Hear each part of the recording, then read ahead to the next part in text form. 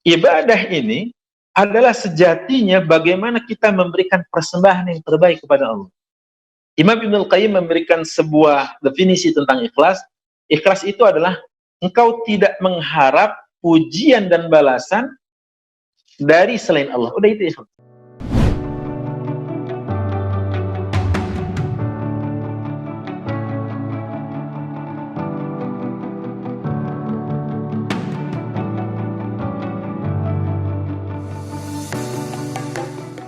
Jadi ya teman-teman yang dimuliakan Allah Subhanahu wa taala. Baik, kalau kita sudah kenal ajaran ini, sudah di timur Tuhannya Allah, di barat Tuhannya Allah, di selatan Tuhannya Allah, di utara Tuhannya Allah. Betul ya? Di Afrika Tuhannya Allah, di Eropa Tuhannya Allah, di Amerika Tuhannya Allah, di Asia Tuhannya Allah, di Australia Tuhannya Allah. Baik, masuk kita ke poin kedua. Kalau kita gagap ngomongin Islam sama orang-orang yang tidak seakidah dengan kita, ini saya kasih bekal. Ya, bahwa Tuhan itu tidak menerima, atau Tuhan itu tidak ada satupun yang mampu mengintervensi. Ya, kok gitu Ustaz? Betul. Siapa yang bisa mengintervensi Tuhan? Malaikat? Nggak bisa. Siapa yang bisa mengintervensi Tuhan?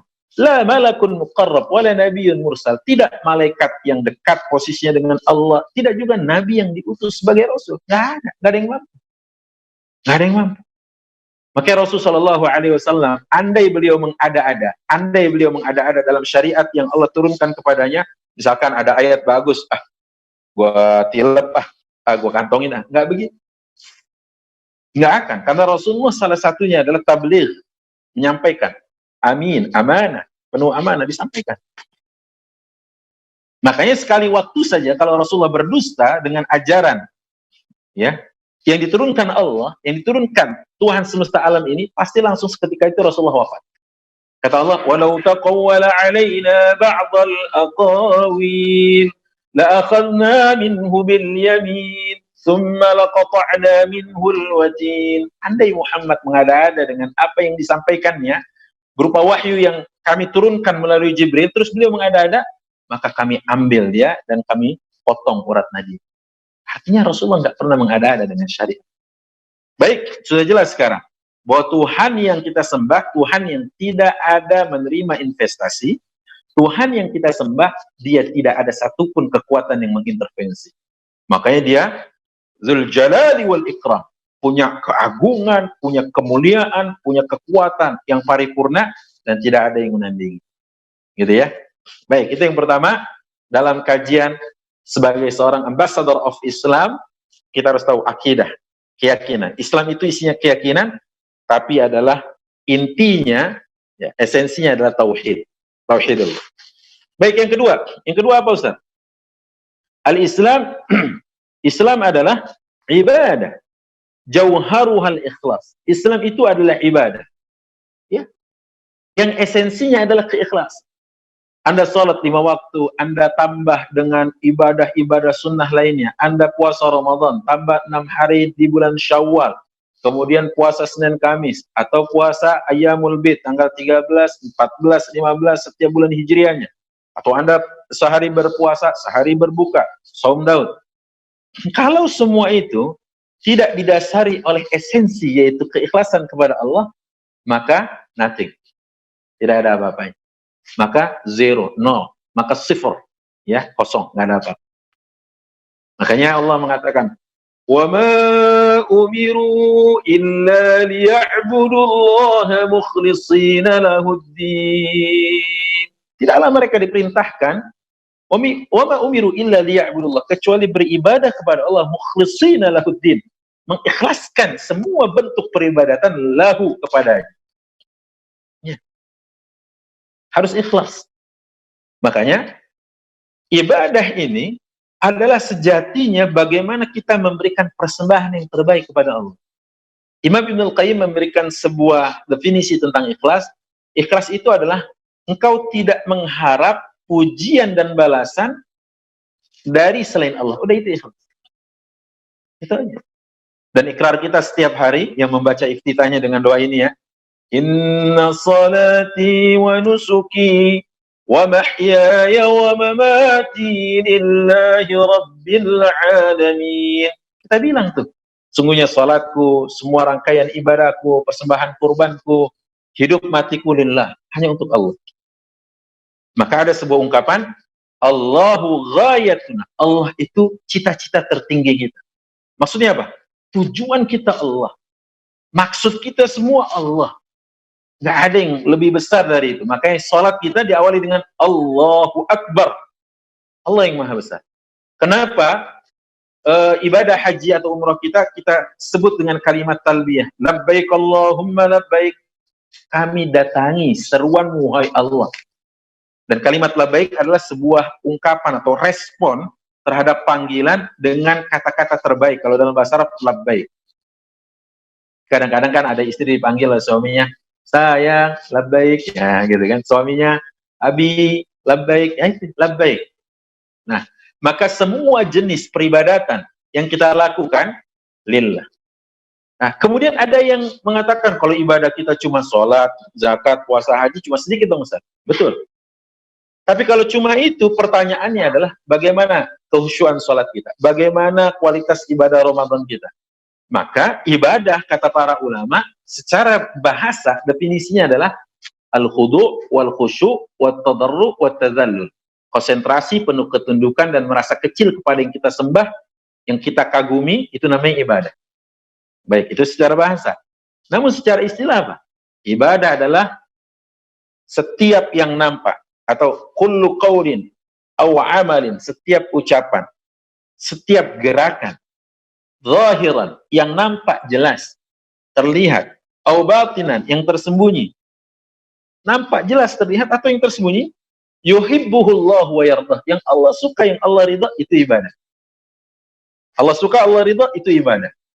Makanya sekarang teman-teman Hijrah Fest misalkan, baik yang back end, yang di belakang layar, ya, maupun yang di depan layar, yang di front, ya, yang di depan kamera, semuanya yang terlibat.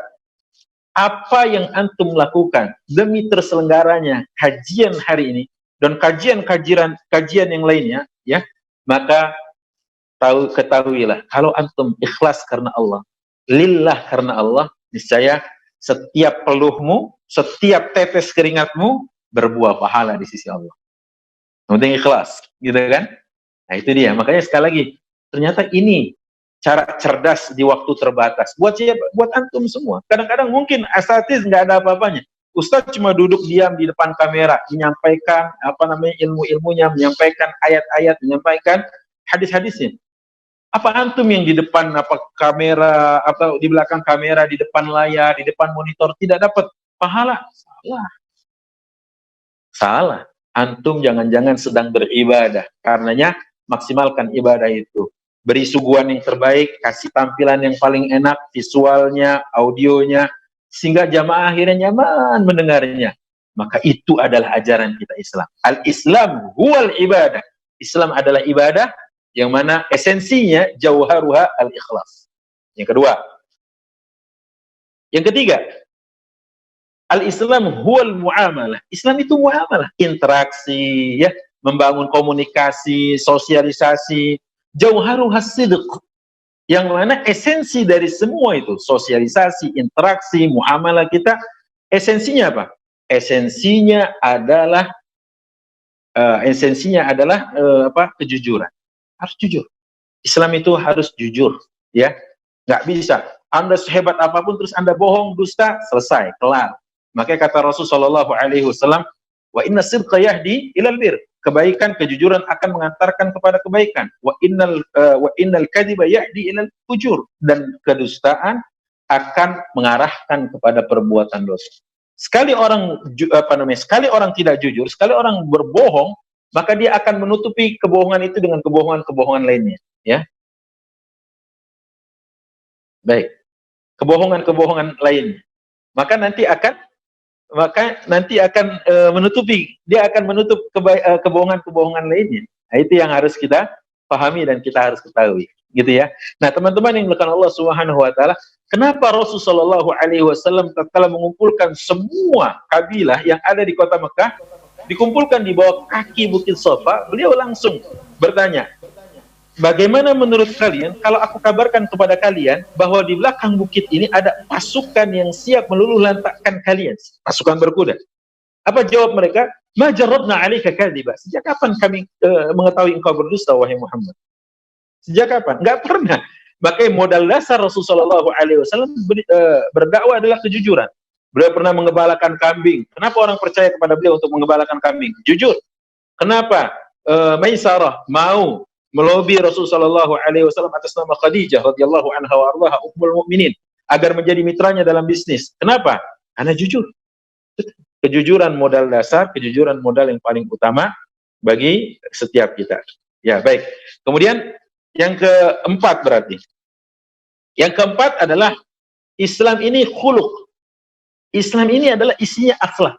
Jauharuha, yang isinya adalah rahmat. Yang esensinya, yang mana inti dari akhlak yang kita pelajari adalah rahmat, kasih sayang. Percuma Anda kekajian para asatidz dengan beragam nama ustadz itu, percuma kitab dengan tumpukan yang Anda bahas, kalau ternyata ketemu saudara Anda sesama muslim, kemudian Anda melengos. Tahu melengos? Buang muka. Saran saya, orang-orang yang apabila bertemu, berjumpa, buang muka, sering-seringlah berteman dengan orang-orang yang sering nyari muka. Loh kok gitu, Ustaz? Iya dong. Karena yang satu suka buang, yang satu suka nyari. Pas, love ketemu. Satu tukang buang, satu tukang nyari. Gitu kan? Nah, maka rahmat inilah yang menjadi inti daripada ajaran akhlak kita. Lihat, Rasul sallallahu alaihi wasallam dipuji, wa ma arsalnaka illa rahmatan lil alamin. Kami tidak mengutus wahai Muhammad kecuali menjadi rahmat bagi semesta alam. Dan dengan rahmat ini juga membuat para sahabat yang keras karakternya apa akhirnya mau bertekuk lutut dan tunduk, artinya mau ikut barisan Rasul sallallahu alaihi wasallam. Allah mengatakan fa bima rahmatin minallahi linta lahum wa law kunta faddan ghalidhal qalbi lan faddu min hawlik. Kalau bukan karena rahmat Allah, maka niscaya mereka akan lari darimu. Jelas ya? Yang berikutnya, yang kelima adalah Islam ini adalah tasyri', pensyariatan. Esensi dari pensyariatan adalah al-adl. Ya. Percuma ada orang misalkan rapat maraton sampai 1 pekan, ya kemudian melahirkan sebuah perundang-undangan, katakan begitu. Ya entah ini di negara manapun. Tapi ternyata produk dari yang dihasilkan itu tidak mencerminkan keadilan. Ini juga bermasalah. Rasulullah SAW tatkala ada seorang datang kepada Usama ingin melobinya agar seorang yang telah ditetapkan bahwa dia akan dipotong tangannya agar dibebaskan dengan dengan lobby Usama bin Zaid, Rasulullah SAW bersumpah, wallahi demi Allah, ya, yang membuat umat terdahulu itu binasa adalah idza sarafa fihimus syarif. Kalau ternyata yang mencuri orang-orang yang berpangkat, punya kedudukan, terhormat, taruku, mereka tidak menegakkan hukum untuk orang-orang tersebut. Wa idza saraqa fihim ad-dha'if aqamu 'alaihimul had. Kalau yang mencuri adalah orang-orang lemah, orang miskin, orang susah, orang kere, rakyat biasa, maka ditegakkan hukum untuk mereka. Mana keadilan? Lihat, Rasulullah mengatakan, wallahi law kanat Fatimah bintu Muhammadin saraqat laqata'tu yadah. Demi Allah, kalau seandainya Fatimah putri Muhammad, putriku mencuri, aku potong tangannya. Aku potong tangannya, bukan yang lain, aku yang memotongnya. Lihat, Islam buat tasyri' jauharuhal adl. Islam adalah ajaran agama yang isinya tentang perundang-undangan, tentang hukum, pasal-pasal, tapi esensinya adalah keadilan. Dan yang terakhir, sebelum kita buka sesi tanya jawab, al-Islam huwa amal. Islam adalah amal. Islam adalah action. Islam adalah perbuatan. Islam adalah bagaimana engkau melakukan karya-karya, ya. Jauharuha atau jauharuhu al-itqan. Yang mana esensi dari itu semua adalah itqan. Apa itqan itu? Yaitu profesional. Harus profesional.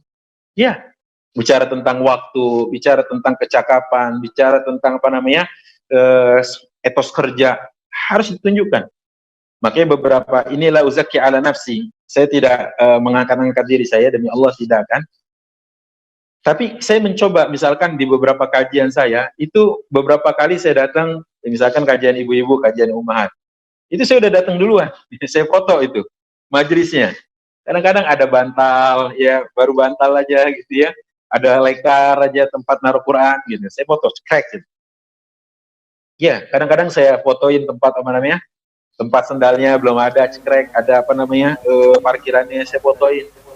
Apalagi kita sebagai seorang dai, sebagai ustadz, kita mencoba menjadi teladan agar kita ini menghargai waktu. Misalkan contoh, memberi contoh dan teladan untuk mereka. Itu dia.